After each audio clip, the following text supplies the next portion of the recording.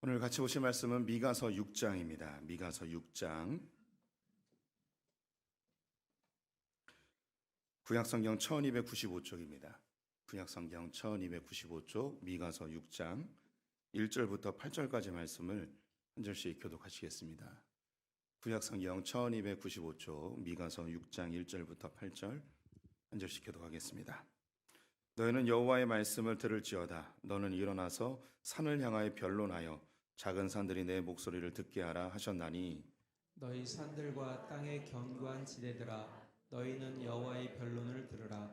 여호와께서 자기 백성과 변론하시며 이스라엘과 변론하실 것이라. 이르시기를 내 백성아, 내가 무엇을 내게 행하였으며 무슨 일로 너를 괴롭게 하였느냐? 너는 내게 증언하라. 내가 너를 애굽 땅에서 인도해 내어 종노릇 하는 집에서 속량하였고 모세와 아론과 미리암을 내 앞에 보냈느니라. 내 백성아, 너는 모압 왕 발락이 꾀한 것과 부올의 아들 발람이 그에게 대답한 것을 기억하며 시딤에서부터 길갈까지의 일을 기억하라. 그러면 나 여호와가 공의롭게 행한 일을 알리라 하실 것이니라. 내가 무엇을 가지고 여호와 앞에 나아가며 높으신 하나님께 경배할까? 내가 번제물로 1년 된 송아지를 가지고 그 앞에 나아갈까? 여호와께서 천천의 순양이나 만만의 강물 같은 기름을 기뻐하실까? 내 허물을 위하여 내 마다들을 내 영혼의 죄로 말미암아 내 몸의 열매를 드릴까? 사람아, 주께서 선한 것이 무엇임을 내게 보이셨나니 여호와께서 내게 구하시는 것은 오직 정의를 행하며 인자를 사랑하며 겸손하게 내 하나님과 함께 행하는 것이 아니냐. 아멘. 네, 오늘도 특별 새벽기도회를 맞이하여서 또 교회당을 찾아오시는 성도님들 너무너무 감사하고, 또 어제보다 더 얼굴이 맑아지신 것 같습니다. 새벽기도가 점점 익숙해지시는 성도님들, 다음 주에도 가열차게 이 새벽의 제단을 쌓으시기를 소심하게 권해봅니다. 내일은 토요일입니다. 내일 토요일은 애들이 학교 안 가는 날이죠. 내일 우리 자녀들과 함께 새벽을 깨우시고 또 새로운 예배당에서 우리 자녀들을 위해서 축복하는 그런 시간 가져봤으면 좋겠습니다. 내일은 우리 자녀들과 함께 현장에 와주시고 축복 많이 해주는 시간을 진행해 보겠습니다. 예, 우리가 미가서 함께 보고 있는데요.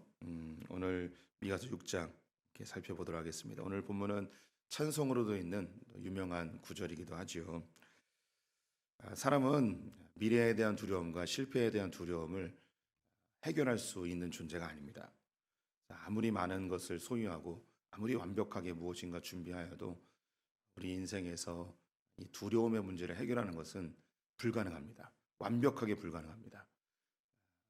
저 북에 있는 김정은이 미국의 공격을 대비하여 지하 100m인가 200m의 땅굴을 파놓았을지라도 그는 두려워서 한국의 한미 합동운동 훈련만 하면 굉장히 민감하게 반응하는 것을 보게 되죠.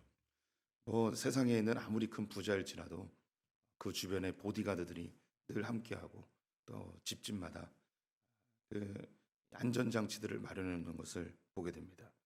우리가 무엇인가 많이 가지면 평안해지고 두려움이 사라질 것 같지만 그렇지 않습니다. 또 내가 원하는 것을 다 성취한다고 두려움이 사라지는가? 그렇지도 않아요. 내가 얻은 것을 잃을까 봐 또 두려워하는 인간의 이런 연약함을 보게 됩니다. 그러다 보니 내게 평안을 줄 수 있는 그 무엇인가를 계속 찾게 되죠. 이것을 거짓 평안이라고 이야기합니다. 요즘 한국 사회에 마약이 큰 문제가 되고 있습니다. 불안해지는 시대 속에서 젊은이들이 이 불안함을 잊기 위하여 마약에 손을 대게 되고, 또 부유한 사람들은 자기의 그 두려움을 또 잊기 위해서 마약에 손을 대는 거짓 평안을 쫓다가 자기 인생이 점점 나락으로 가는 것을 언론을 통해서 우리 수없이 발견하게 되죠. 인간이 선악과를 따먹은 이후에 에덴 동산에서 쫓겨나게 됩니다. 하나님 품에서 쫓겨나게 되죠. 에덴의 뜻은 즐거움, 기쁨이라는 뜻입니다. 그래서 이 에덴에서 쫓겨난 인간에게는 기쁨이 존재하지 않습니다. 평안이 존재하지 않는 거죠. 마치 부모님으로부터 단절되어진 어린아이가 느끼는 그런 두려움을 고스란히 인간이 겪으면서 이 땅을 살게 됩니다. 성경은 이 인간들이 에덴 동산에서 쫓겨난 이 세상을 광야라고 표현을 하게 됩니다. 이 광야에 우리는 정말 발가벗겨진 몸으로 던져지게 되었죠. 그러다 보니 이 두려움을 해결하기 위해서 최초의 인류뿐만 아니라 모든 인간들은 동일한 패턴들을 행하게 됩니다. 우리 성도님들이 만약에 광야에 던져졌다고 생각해 보십시오.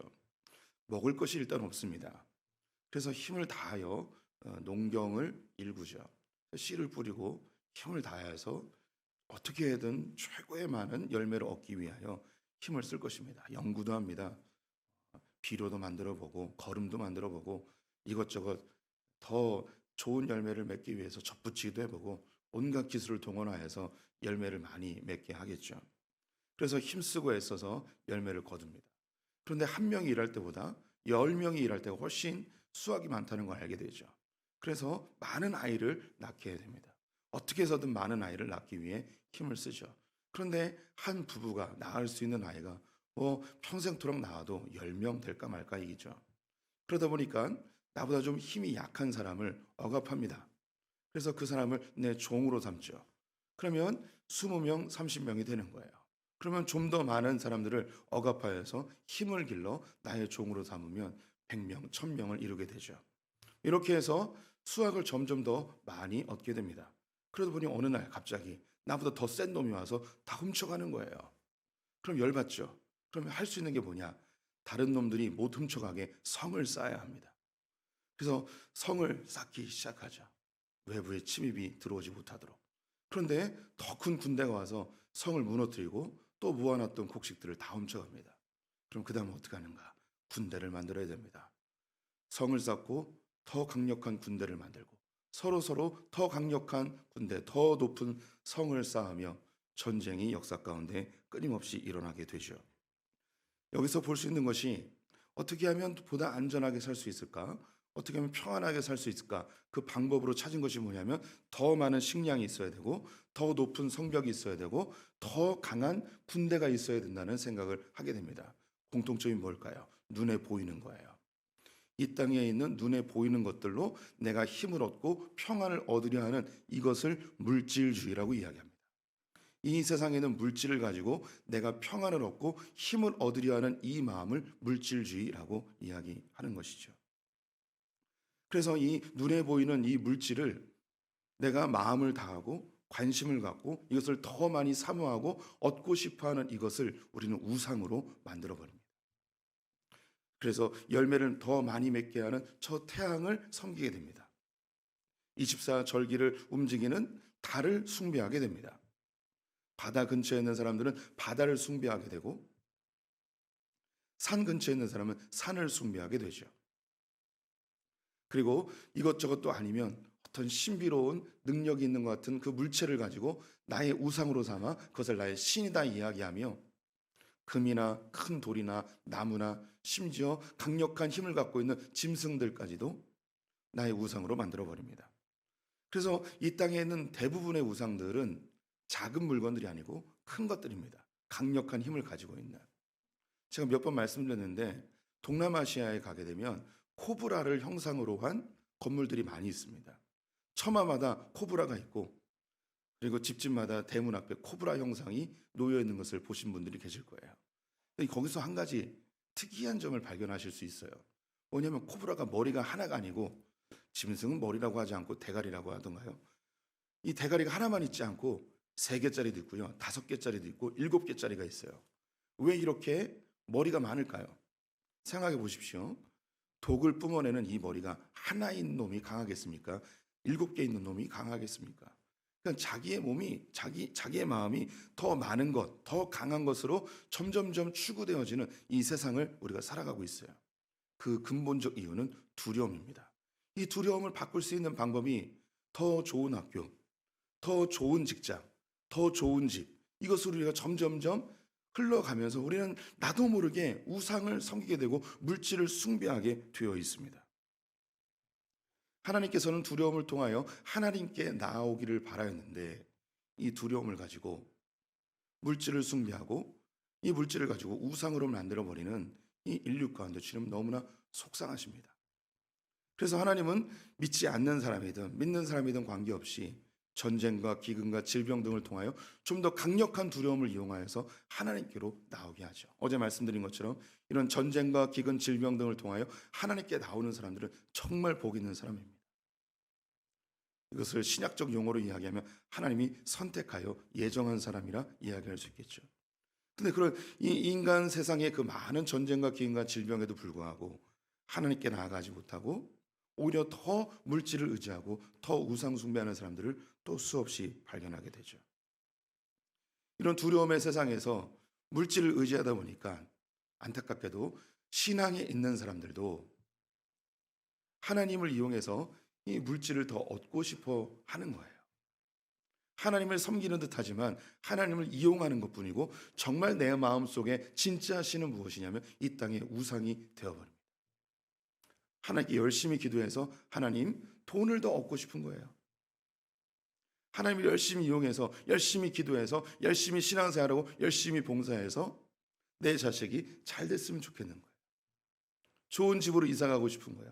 하나님께 어떻게든 잘 보여서 이 땅에서 두려움과 근심 없이 떵떵거리며 살고 싶어하는 우리의 마음속에 진짜 신은 하나님이 아니고 내 배를 채우고자 하는 나의 탐욕이며 내 안에 있는 우상이 되는 것입니다. 이스라엘은 주변을 열강들에 의해서 둘러싸여 있는 나라였습니다. 끊임없이 이 이스라엘 주변으로 세계에서 가장 강대한 나라들이 발생하였습니다. 성경에 처음 등장한 강대국은 바로 이집트이죠. 이집트에 의해서 늘 위협받던 이스라엘. 또 시리아, 지금 옛날에 성경에는 아람이 아람이 제국은 아니었지만 아주 강력한 나라로 이스라엘을 늘 공격했습니다. 그러다가 인류 역사 가운데 가장 악랄한 제국인 아수르 제국이 등장하죠. 아수르에서 북이스라엘이 완전히 다 멸망해버리고 남유다까지 위협을 당하게 되었습니다. 그 이후에 바벨론이 일어서죠. 바벨론이 남유다까지 완전히 다 멸망시켜버립니다. 그 이후에는 헬라 제국이 나와서 또 이 이스라엘 땅을 다 쑥대밭으로 만들어버리고 그 이후에는 로마가 나타나서 또 다 쑥대밭으로 만듭니다. 이렇게 전 세계의 가장 강력한 제국들 이집트, 아수르, 바벨론, 헬라, 로마 이런 나라에 의해서 이렇게 쑥대밭이 된 나라가 또 있을까 싶을 정도로 이스라엘은 그렇게 주변 영광들에 의해서 휩싸여 있었습니다. 그러다 보니 그 나라에 있는 왕들이나 지도자들이 자연스럽게 드는 생각이 뭐냐면 이렇게 강대한 나라들 틈바구니에서 우리가 살아남으려면 이 두려움을 없애려면 우리가 강해져야 된다. 그들이 생각한 것이 돈이 많아야 된다고 생각했어요. 그래서 경제력을 가지고 평안을 추구하였습니다. 또 군사력을 가지고 평안을 추구했습니다. 자기의 힘으로 되지 아니하니까 좀 더 큰 나라와 결혼이라는 것을 동맹으로 이용하여서 외교적인 관계로 자기 나라를 든든히 하려 하였습니다. 이런 결혼을 통하여 다른 타 국가와 동맹을 맺다 보니 그 나라의 문화와 그 나라의 종교를 존중해 줘야 되는 상황이 되어버립니다. 그래서 이스라엘 땅 가운데 우상 숭배, 바알과 아세라를 섬기는 것이 창궐하게 되어졌죠. 그들은 군사력을, 경제력을, 우상들을, 외교력을 그리고 결혼이라는 동맹으로 사람을 의지하는 그리고 옆에 있는 다른 제국들의 그 군왕들을 의지하는 그런 상황이 벌어지게 됩니다. 하나님은 이스라엘을 통해서 하나님만 의지하는 나라가 얼마나 평안하게, 얼마나 멋지게, 얼마나 찬란하게 살아가는지를 보여주고 싶었는데 그것이 안 되니까 하나님께서 성전에서 나오셔서 높은 산에 있는 산단들을 짓밟으시며 모든 높아진 것, 하나님보다 높아진 것들을 다 평지로 만들어 버리십니다. 그들이 갖고 있던 돈을 아수르에게 다 빼앗겨 버립니다. 그들이 갖고 있던 권력들도 다 뺏겨 버립니다. 그들의 농토들은 다 쑥대밭이 되어버립니다. 그들의 성읍들은 다 무너져버리고 자기의 사랑하는 자녀들이 아수르에 의해서 다 포로로 끌려가는 엄청난 아픔을 겪게 되죠. 모든 것이 다 평지로 변화했을 때 이전에는 너무나 하찮게 보았고 너무나 볼품없었던 그 예루살렘 성이 보이기 시작합니다. 하나님이 계셨구나. 모든 것이 다 평지로 변하고 이 예루살렘만 남았을 때 그들이 고백합니다. 주님밖에 없군요. 우리가 잘못 살았군요. 주님밖에 없군요. 그래서 여호와의 산으로 올라가게 되죠. 근데 여호와의 산에 올라가 보니 나만 올라온 것이 아니라 이 사람 저 사람이 주님밖에 없습니다. 주님만 의지하겠습니다. 라고 하면서 주님께로 올라오는 것을 발견하게 됩니다. 그리고 찬송을 부르게 된 거죠. 오라 우리가 여호와께 나아가자. 여호와의 산에 오르자. 그곳에서 주의 말씀을 듣고 주의 말씀대로 살아보자. 그런데 갔는데 그들에게 목자가 필요했습니다. 눈에 보이는 왕들이나 군왕이 아니라 나에게 참된 목자가 필요했는데 하나님께서 그 목자를 준비시켜 준다는 거예요. 그분이 누구냐? 베들레헴 에브라다. 그 유다 땅 작은 성에서 태어나신 볼품없으신 예수 그리스도셨습니다.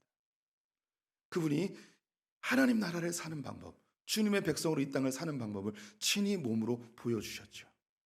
그리고 이 땅에 있는 모든 두려움이 이 예수 그리스도에게 몰려옵니다. 그 두려움의 정점이 무엇이 있는가? 죽음에 대한 두려움이 있었습니다. 십자가 앞에 예수 그리스도는 눈물이 그리고 핏물이 흐를 정도로 강력한 기도를 하셨음에도 불구하고 그 마음에 왜 두려움이 없었겠습니까? 하지만 믿음으로 그 길을 걷습니다. 하나님께서 그와 함께 하신다는 그 믿음 가지고 십자가를 뚫고 나가게 되죠. 죽음을 뚫고 부활하십니다. 그 예수님이 걸으셨던 그 길이 우리에게 열려 있기에 그 뒤에 그 여호와의 산에 올랐던 예수 그리스도를 목자 삼은 자들이 예수님이 걸었던 그 길을 한 걸음 한 걸음 걷게 됩니다. 그 예수 그리스도께서 걸으셨던 그 길을 좇는 자들에게 변화가 일어나기 시작합니다.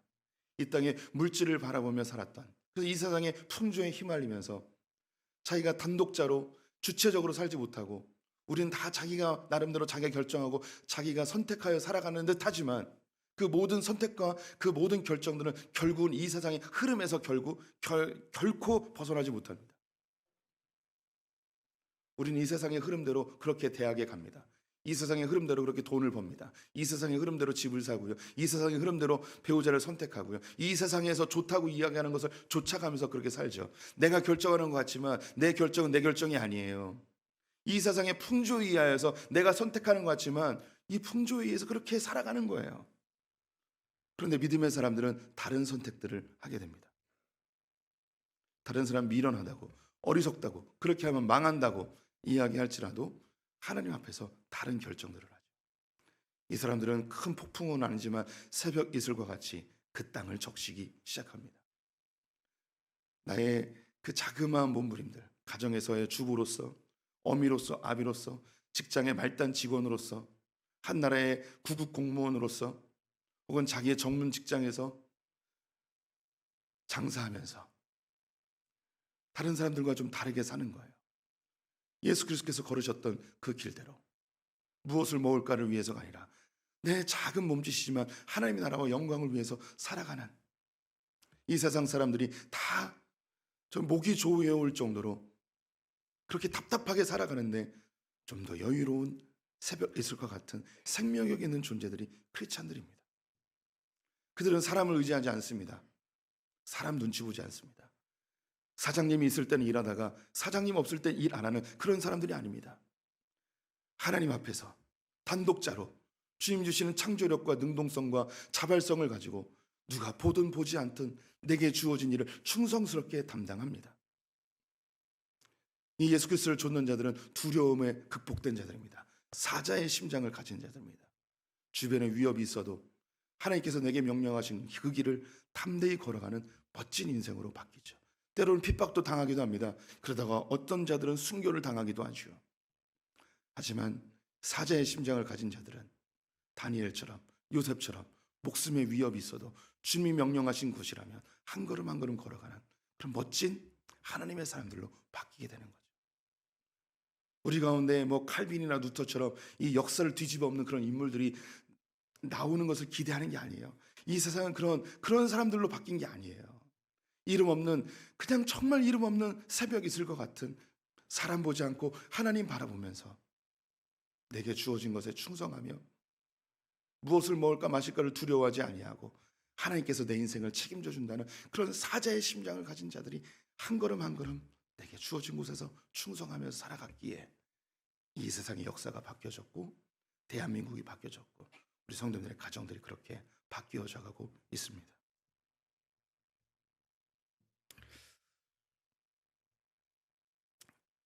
두려움은 우상을 만들어냅니다. 하지만 참된 신이신 하나님을 믿는 자들은 우상을 파괴하고 진정한 평안을 얻게 되지요. 저의 이야기를 좀 나누겠습니다. 제가 이제 16년째 목회를 하다 보니까 제 이야기가 별로 특이한 게 없어요. 그래서 했던 이야기 또 하고 했던 얘기 또 하는데, 그런데 처음 듣는 분들이 계시니까 좀 해보려고 양해해 주시기 바랍니다. 근데 원래 우리 사람들이 남의 이야기는 잘 기억을 못해요. 그래서 제 이야기를 또 해도 새롭게 듣는 듯한 인상을 드실 거예요. 저는 성공하고 싶었습니다. 뭐 누구나 다 마찬가지로 좋은 대학에 가고 싶었고요. 인생을 떵떵거리며 살아보고 싶었습니다. 그 마음 속에 있는 이 성공에 대한 열망, 여러 가지 복합적인 마음이 있었을 것 같아요. 그중 한 가지 떠오르는 게 뭐냐면 아버지에 대한 반감이었어요. 반감.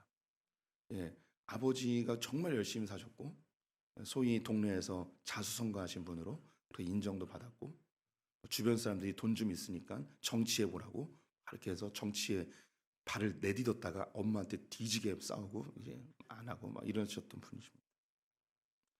그런데 그런 아버지의 그런 뭔가 좀 이중적인 모습, 사회에서 밖에서 굉장히 호인인데 집에 오면 매우 거칠고 폭력적인 아버지, 그 이중적인 모습에 전 너무 싫었어요, 아버지가. 근데 더 싫은 게 뭐였냐면 그 아버지에게 용돈을 받아야 된다는 게 너무너무 싫었어요. 싫어하는 사람에게 내가 빌붙어 살아야 된다는 게 너무너무 싫었어요. 그래서 제 마음속에 나는 아버지보다 반드시 더 성공한 사람이 되어야겠다, 뭐 이런 생각으로 늘 살았습니다. 근데 이게 이 한 가지만은 아닐 거예요. 우리 인간의 마음속에 다 성공하고 싶은, 인정받고 싶은 욕구가 왜 없었겠습니까? 열심히 살았습니다. 그러다가 주님을 알게 되고 교회에 열심히 다니게 됐죠. 저의 기도의 제목은 좋은 대학 보내주세요, 성공하게 해주세요, 뭐 이것뿐이었습니다. 열심히 봉사했습니다. 열심히 기도했고요. 남들에게 뒤지지 않을 정도로 정말 헌신을 많이 했습니다. 그렇게 교회에서 너무 열심히 한 나머지 저는 갈 곳이 신학교밖에 없었습니다. 저는 살면서 교회용이라는 것을 철저하게 느낍니다. 우리 성도님들, 저를 절대 어디로 내쫓지 말아 주십시오. 저는 밖에 나가서 할 수 있는 게 없습니다. 저는 철저하게 교회용입니다. 우리 교회에 철저하게 교회용 한 명 더 있습니다. 이상철 목사님. 이상철 목사님은 저를 보는 것 같아요. 밖에 나가면 아무도 거들떠보지 않습니다. 우리 성도님들, 저의 아내를 어떤 분이 하객동에 있을 때 붙들고 한 20분을 하소연을 했대요. 어떻게 저렇게 키 작고 못생기고 뚱뚱한 사람하고 결혼을 하셨냐고, 사모님께서.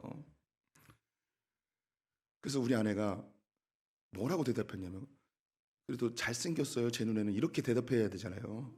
그렇게 대답을 안 하고 믿음만 봤어요, 이렇게 얘기를 한 거예요. 이 말이 더 슬프더라고요.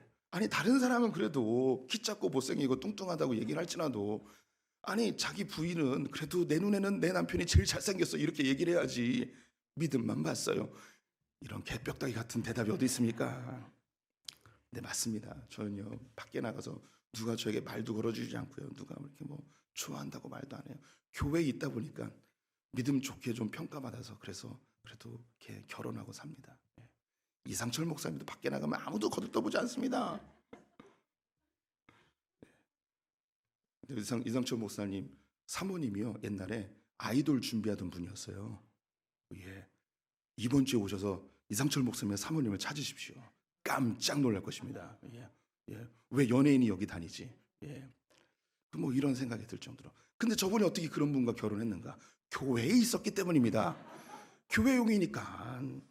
사회용이었으면 결혼 못했을 거예요. 교회용이니까. 제 신학교에 갔습니다. 신학교에 갔는데 어떤 누군가가 그런 말을 했었어요, 옛날부터. 신학교에 가면 세상에 다 공부 못하고 쓰레기들만 모여있다고. 신학교에 갔는데 무슨 소리요? 세상에서 제일 잘난 놈들만 다 모여있더라고요. 뭐 우리가 알만한 유력한 대학에 뭐 박사학위 받으신 분들, 외국에서 뭐 교수하다 오신 분들, 너무 기자성 같은 분들이 많은 거예요. 갔는데 저는 명함도 못 내밀겠더라고요. 그래서 신학교 1학년, 2학년 다니면서 제가 제일 힘들었던 게 뭐냐면, 내가 그래도 하나님 앞에 세상을 등지고 주님께 내 인생을 드리기로 하였는데, 이 교계에 들어와 보니까 내가 성공할 수 있는 가능성이 1%도 없는 거예요. 너무 훌륭한 사람들이 많은 거예요. 그래서 나도 저 뭐 옥하는 목사님, 하영조 목사님처럼 그런 목사님 한번 돼보고 싶어가지고 그게 교계에 뛰어들었는데 이런 가능성이 없는 거예요. 그래서 사나이가 칼을 뽑았으면 물에도 베야 되는데 신학교 갔는데 무도 못 뺄 만한 내 칼이라는 걸 발견하고 내가 이 신학을 계속해야 되는가, 목회를 계속해야 되는가, 이런 생각과 더불어 너무 화가 나는 거예요. 하나님, 내가 평생 어떻게 살았습니까? 정말 매일 한두 시간씩 기도하고 매일 전도하고 매일 성경 공부하고 잠 안 자면서 그렇게 열심히 살았지 않았습니까? 그런데 세상에서 성공 못하고 교회에서도 성공 못하는 이런 쓰레기 같은 인생을 만들어 주시다니 제가 이 길을 계속 가야 됩니까? 주님, 날 왜 이렇게 만드셨습니까? 막 이런 생각을 하고 살았어요. 이런 생각을 저만 하는 게 아니고 우리 성도님들도 하였고 이스라엘도 그런 생각을 하였습니다. 3절과 4절을 제가 읽어보겠습니다. 이르시기를 내 백성아 내가 무엇을 내게 행하였으며 무슨 일로 너를 괴롭게 하였느냐 너는 내게 증언하라. 내가 너를 애굽 땅에서 인도하여 내어 종노릇하는 집에서 속량하였고 모세와 아론과 미리암을 내 앞에 보냈느니라. 제가 하나님께 따지고 물었던 게 뭐냐면 주님 나에게 뭘 해줬습니까? 주님 날 왜 이렇게 괴롭게 하십니까? 나를 목회자로 부르셨으면 좀 5달란트 주셔야 되는 거 아닙니까? 내가 주님 앞에 좀 쓰임 받으려면 능력자 돼야 되는 거 아닙니까? 하나님께 막 묻고 따지고 막 반항하고. 그래서 제 인생에서 가장 암울했을 때가 언제냐면 신학교 다닐 때입니다.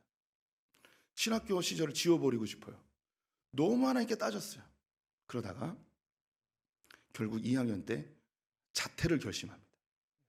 그래서 나 다 때려치고 직장 생활을 해야겠다. 그래서 원서까지 다 쓰고 이 클릭만 하면 이메일 원서가 넘어가는 거예요. 다 쓰고 이메일 다 저장하고 클릭만 하면 되는데 이게 손이 막 떨리는 거예요. 하나님께 배신하는 것 같고 하나님 앞에 내가 유다가 되는 것 같고 생각에 도저히 못 누르겠는 거예요. 결국 못 보냈어요. 입사 원서를. 근데 보냈어도 떨어졌을 거예요. 그리고서 저는 인도로 가게 되죠. 인도에 가면서 내가 다시 하나님 앞에 이 길을 걸어야 되는가 말아야 되는가 깊은 고민을 하게 되었습니다. 근데 그 인도에서 하나님이 저를 다시 불러주시는데 오늘 읽었던 4절 말씀, 하나님께서 애굽 땅에서 너희를 인도한 것을 왜 기억을 못하느냐? 너희에 앞서서 모세와 아론과 미리암을 보낸 것을 네가 왜 알지 못하느냐? 하나님이 이 죄악된 세상에서 나를 구원하신 것에 대한 이 감격을 잊어버리고 있었던 거예요. 나 같은 쓰레기를, 나 같은 벌레를 하나님이 주의 자녀 삼아주신 것, 주님의 자녀 삼아주신 것, 아무 이유 없이 이스라엘 백성들이 애굽에서 나올 때에 아무 이유 없이 무조건적으로 그들을 구원해내셨습니다. 그들이 잘한 거 아무것도 없었습니다.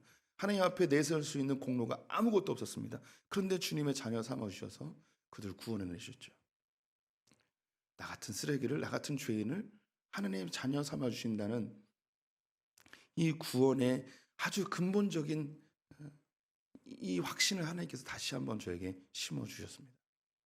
그리고 5절 말씀을 또 읽어보겠습니다. 내 백성아 너는 모압 왕 발락이 꾀한 것과 부올의 아들 발람이 그에게 대답한 것을 기억하며 시딤에서부터 길갈까지 이를 기억하라. 그러면 나 여호와가 공의롭게 행한 일을 알리라 하실 것이니라. 발람과 발락이 등장하는데요. 발락은 모압 왕이고요. 발람은 유브라테스 강에서 활동하던 그 당시 최고로 유명한 점쟁이 선지자였습니다. 이 발락 모압 왕이 이스라엘이 진격해 들어오는 모습에서 벌벌 떨면서 혹시 우리도 다 전쟁에서 죽이면 어떨까 두려워하여 당시의 전쟁들은 신들의 전쟁이었기에 가장 유명하고 가장 능력 있다고 생각하는 이 발람이라는 선지자를 돈 주고 데려와서 이스라엘을 저주하게 합니다. 3번이나 저주하는데 이 저주의 입술을 하나님께서 축복의 입술로 바꿔버리십니다. 그런데 이 발람이 돈을 받고 저주를 못했기에 발락에게 마지막 떠나면서 한 가지 조언을 해줍니다. 이스라엘 멸망시킬 수 있는 한 가지 방법, 그것은 그들을 우상 숭배하고 음란하게 만들면 멸망합니다. 그래서 미디안 여인들을 동원하여서 제사를 지나게 하고 고기 냄새 피우고 음악 소리 나게 하고 아주 요염한 여인들이 아주 허름한 옷을 입고 막 춤을 추는 모습에 이 이스라엘 남자들이 뿅 가가지고 그곳에 가서 우상 숭배하고 그 여인들과 간음하고 온갖 범죄를 저질러서 이것이 마치 들불처럼 전염병처럼 이스라엘 회중 가운데 확 퍼지고 있는데 비느하스가 나아가서 하나님에 대한 그 열정으로 한 두 쌍을 칼창으로 찔러 죽이면서 그 징계를 멈춘 것을 보게 합니다. 하나님께서 이 일이 있었음에도 불구하고 그들을 용서하고 가나안 땅으로 인도해 가십니다. 이스라엘 백성들이 가나안 땅에 들어간 것은 그들이 어떤 자격이 있어서나 열심이 있어서나 그들이 공로가 있어서 들어간 게 아니었고, 여기에 하나님이 공의롭게 행한 일을 알지 못하느냐, 하나님의 공의에는 우리가 화요일 날 보았는데 사랑, 은혜가 담겨 있습니다. 하나님의 공의는 사랑과 함께 가요. 그들이 아무리 범죄했을지라도 그들을 용서하시고 그 징계는 본인이 받으시고 그들 이스라엘 땅 가운데, 가나안 땅 가운데로 돌려보내시죠. 이와 똑같은 깨달음을 하나님께서 저에게 주셨어요. 제가 신학교에 가고 주님 앞에 봉사하고 이랬던 것이 내 능력이었고 내 공로라고 생각을 했습니다. 인도에서 제가 깨달은 것 중에 한 가지가 뭐냐면 아무것도 하지 않는 고통을 알게 됐어요. 사람이 아무것도 하지 않을 때 얼마나 고통스러운지 알게 됐습니다. 한국에서는 중고등부부터 청년부 그리고 대학교 선교단체에서 그리고 전도사로서 정말 열심히 했고 사역의 열매도 있었습니다. 그런데 인도에 딱 갔는데 아무것도 할 수 있는 게 없는 거예요. 제가 인도에서 한 것은 원숭이 사역이라고 제가 호칭을 하였는데, 저는 가만히 서 있으면 그냥 그 인도의 한 마을 동네에 가면 그냥 서 있잖아요. 그러면 아이들이 기본 100명이 몰려듭니다. 왜냐하면 외국인을 처음 본 거예요. 태어나서 외국인을 처음 본 거예요. 우리 성도님들도 옛날 어린 시절에 미군 처음 봤을 때 동네 아이들 다 몰려갔던 그런 기억이 있을 거예요. 제가 서 있으면 그냥 100명을 옵니다. 그럼 저를 막 만져요. 말 걸고요. 그러면 그때 인도 사역자가 와가지고 그때 복음을 전합니다. 그럼 저는 인도 말도 모르고 그래서 그냥 서 있으면 돼요.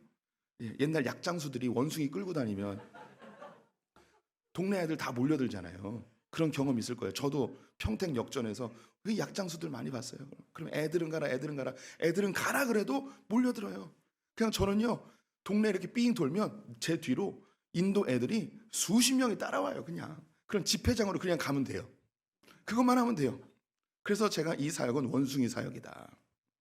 정말 자괴감이 밀려옵니다. 내가 여기 왜 왔는가? 그때 깨달았어요.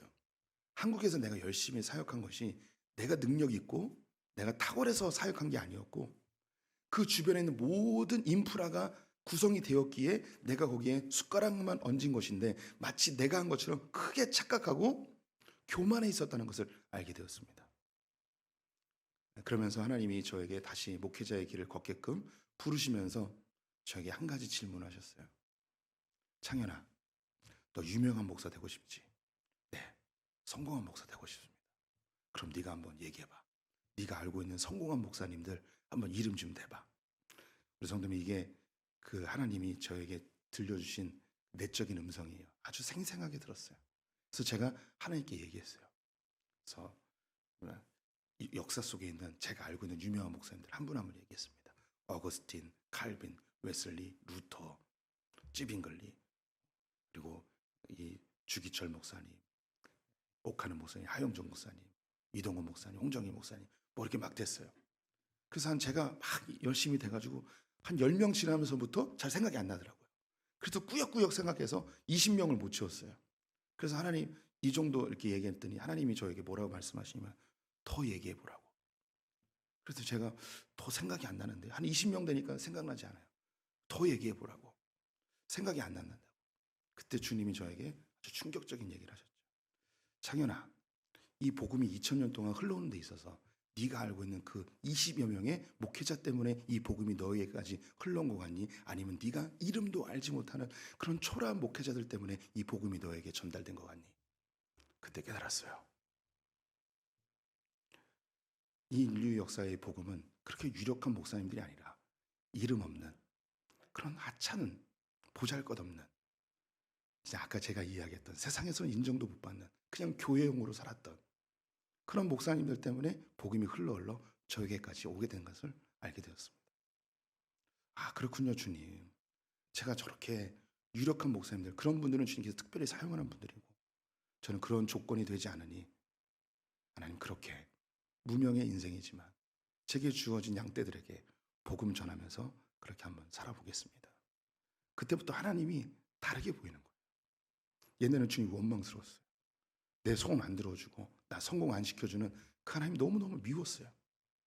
너무 서운하고 나 이렇게 열심히 하는 거 인정해주지 않는 하나님, 뭔가 나를 지켜보지 않는 것 같고 그 하나님이 너무너무 서운했는데 그다음부터 주님이 나에게 너무 가까운 아버지로 느껴지기 시작했습니다. 저희 고백이 달라졌어요. 그 고백이 6절부터 8절에 있어요. 같이 읽어보도록 하겠습니다. 내가 무엇을 가지고 여호와 앞에 나아가며 높으신 하나님께 경배할까? 내가 번제물로 1년 된 송아지를 가지고 그 앞에 나아갈까? 여호와께서 천천의 순양이나 만만의 강물 같은 기름을 기뻐하실까? 내 허물을 위하여 내 맏아들을 내 영혼의 죄로 말미암아 내 몸의 열매를 드릴까? 사람아, 주께서 선한 것이 무엇임을 내게 보이셨나니 여호와께서 내게 구하시는 것은 오직 정의를 행하며 인자를 사랑하며 겸손하게 내 하나님과 함께 행하는 것이 아니냐. 아멘. 저는 하나님께 헌신하고 전도 열심히 하고 봉사 열심히 하면 그게 하나님이 원하셔서 나에게 복 주시는 거라고 생각했어요. 근데 하나님은 그런 걸 원하는 게 아니었더라고요. 하나님은 거저 자기의 가장 사랑하는 독생자를 십자가에 내어주시며 저를 구원해 주셨어요. 그리고 저에게 오는 그 모든 악한 것들을 선하게 바꾸시는 분, 발람의 저주의 입술을 축복의 입술로 바꾸시는 분이라는 걸 알게 됐어요. 하나님은 제가 있는 그 자리에서 하나님의 마음 가지고 겸손히 정의를 행하며 은혜를 사모하며 그렇게 살아가기를 원하셨던 거였어요. 저는 제가 할 수 있는 뭐 대단한 것을 가지고 하나님께 나아가서 하나님의 마음을 흡족하게 하여 하나님을 조종해서 내가 원하는 걸 얻어내려 했던 우상 숭배자라는 것을 깨닫게 해주셨습니다. 미가 선지자도 지금 고백하고 있습니다. 우리가 하나님께 나아갈 때 뭘 가지고 나갈 수 있겠습니까? 내가 천천의 재물을 가지고 나가겠습니까? 만만의 재물의 기름을, 그 흐르는 강물과 같은 기름을 가지고 나가겠습니까? 내가 심지어 내 맏아들을 제물로 드려서 주님께 나갈 수 있겠습니까? 내 몸을 주님께 제물로 드린다고 해서 주님의 마음을 그렇게 움직일 수 있겠습니까? 다 소용이 없는 것을 알게 됐습니다. 필요 없다는 게 아니에요. 그 다음에 이제 미가가 고백합니다. 주님이 정말 기뻐하는 것, 주님이 선하게 여기시는 것을 제가 깨달았습니다. 주님은 정의롭게 행하는 것과 인자, 즉 은혜를 사모하는 것과 겸손하게 주님과 동행하는 것을 원하시는군요. 정의는 공의와 함께 복합되어 있는 말씀이라고 했습니다. 이 정의와 공의는 절대 다른 사람에게 요구하는 것이 아닙니다. 이거는 성경 전체에서 늘 말씀드리는 건데 성경에 나와 있는 이야기는 다른 사람을 정죄하고 변화시키기 위해서 사용하는 게 아니에요. 우리 성도님들 절대 명심하십시오. 성경 구절은요, 다른 사람을 지적하고 변화시키기 위해 이용하는 게 아니에요. 성경 말씀은 거울이에요. 거울. 나를 바라보라고. 그래서 정의롭게 행하라는 것은 내가 땀 흘리지 않은 재물에 대해서는 내 것이 아니라고 생각해야 돼요. 내가 땀 흘린 것에 대해서만 정직하게 재물을 얻어야 됩니다. 또한 법 앞에서 공평함을 인정해야 됩니다. 준법 정신을 잘 길러야 돼요. 하나님의 질서뿐만 아니라 사회의 법과 그리고 사람 사이의 도리도 잘 지켜야 되는 것이 공의입니다. 인자를 사랑하는 것, 은혜를 사모해야 됩니다. 내 힘으로는 안 됩니다. 주님의 은혜 없이는 안 됩니다. 주님의 은혜를 늘 사모하는 사람, 또한 겸손히 무엇인가 좀 잘 되고 열매가 있을지라도 내 공로가 아니라 주님의 은혜로 되었음을 인정하는 겸손히 주님과 동행하는 삶. 일이 잘 되는 것 주님께서 해주신 거예요. 일이 좀 잘 안 돼도 모르는 거예요. 주님이 어떻게 바꿔주실지. 내 삶 가운데 너무 슬프고 아픈 일, 주님이 안 도와준 것 같죠? 그 당시엔 너무 고통스럽죠. 하지만 겸손히 주님과 동행하는 거예요. 주님, 잘 안 이루어 주신 것 주님의 뜻이 있을 줄 믿습니다. 주님을 신뢰하고 내가 원하는 대로 주님을 조종하지 아니하고 주님 겸손하게 주님을 쫓겠습니다. 그렇게 살아가다 보면 두려움이 사라지고 주님이 주시는 참된 평안함이 있고 그 자녀에게 아들을 아낌없이 주신 분께서 우리의 삶에 먹을 것과 마실 것과 입을 것을 하나님께서 다 책임져 주신 것을 경험하게 됩니다. 그러면 이러한 하나님과의 깊은 관계 속에서 천천의 재물이나 만만의 재물이 이게 주님을 조종하기 위함이 아니고 그 감격과 감사 속에서 하나님께 자연스럽게 드리게 되는 거예요. 그게 예배이죠. 은혜의 선순환입니다. 우리 성도님들, 제 이야기는 결코 저의 이야기만은 아닐 것입니다. 우리가 다 똑같은 인간이기 때문에 우리 늘 두려움 속에 살아갑니다. 그래서 눈에 보이는 것을 붙잡으려고 그래요. 심지어 신앙인들은 하나님을 조종하고 이용해서 눈에 보이는 것을 얻고자 합니다. 하지만 하나님은 반드시 하나님보다 높아진 것, 우리 마음속에 주인되고 우상된 것을 반드시 낮춰버리십니다. 그리고 주님만 보이게 만들으세요. 그때 주님께 나아갔을 때 주님은 우리의 생각과 가치관과 삶을 바꿔버리십니다. 주님밖에 없군요. 내 힘으로 산 것 아니었군요. 그럼 우리는 그때 고백하죠. 주님, 난 아무것도 아닙니다. 주님께 무엇을 가지고 주님을 기쁘게 해드리겠습니까? 이제 주님의 뜻대로 살겠습니다. 은혜로 살겠습니다. 겸손하게 살겠습니다.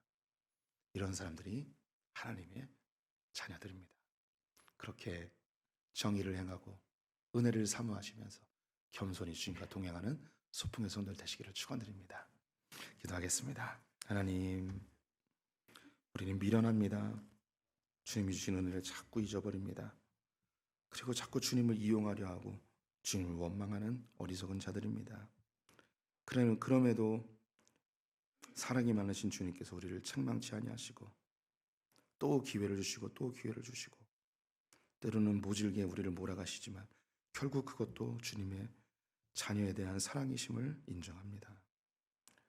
주님, 우리가 정의를 행하고 주님의 은혜를 사모하며 겸손히 주님과 동행하는 소풍의 성도들 되게 하여 주시옵소서. 우리의 종교적 열심으로 주님을 이용하고 조종하는 자들이 아니라 우리 아버지 되신 주님 앞에 평강을 누리는 자녀들, 그래서 주님이 기뻐하신 것을 능동적이고 창조적으로 적극적으로 행할 수 있는 하나님 앞에 성숙된 그리스도인들 다 되게 하여 주시옵소서. 예수님의 이름으로 기도드렸습니다.